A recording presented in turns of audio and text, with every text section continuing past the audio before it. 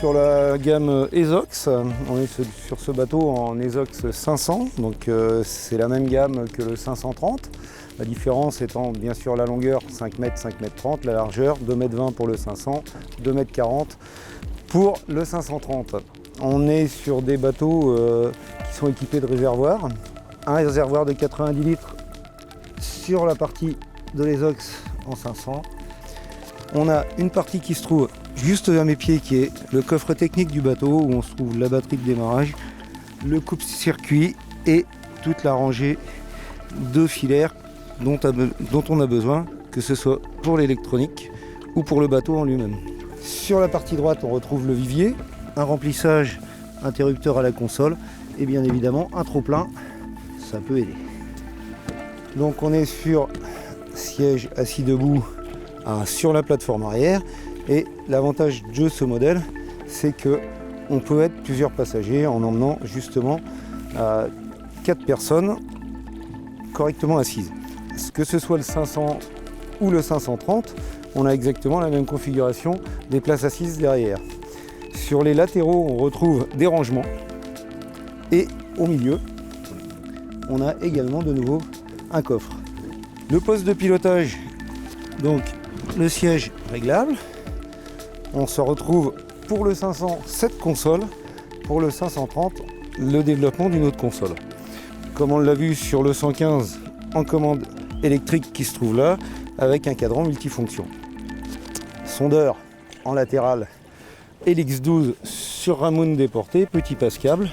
Toute la distribution électronique qu'on retrouve sous la console et qui est tout ce qui est hub pour la mise en réseau du sondeur avant, du sondeur arrière et en l'occurrence de l'Ultera qui va être en e-Pilot Link.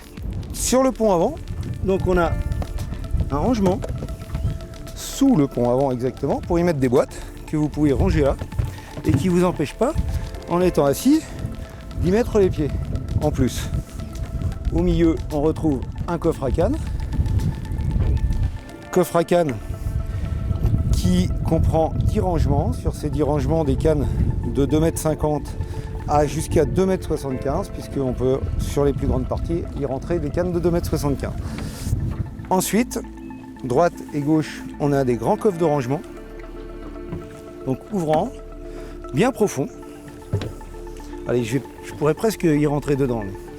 On a une plateforme qui nous permet de fixer les moteurs et une prise moteur ou accessoire en fonction de si on fait un branchement direct du moteur aux batteries ou si on passe pour un souhait de moteur démontable comme là sur l'Ultera où on a mis une plaque de démontage. Voilà.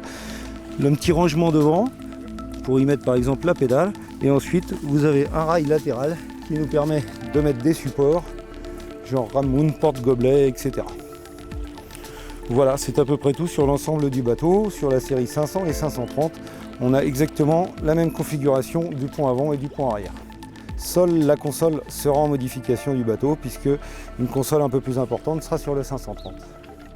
Alors on a équipé le bateau d'un Suzuki en 115 chevaux. La particularité de ce moteur, c'est qu'on lui associe une commande électronique. L'avantage de cette commande électronique, c'est tout simplement l'absence de câble et la fluidité du mouvement qui nous permet qui nous apporte vraiment un grand confort en navigation.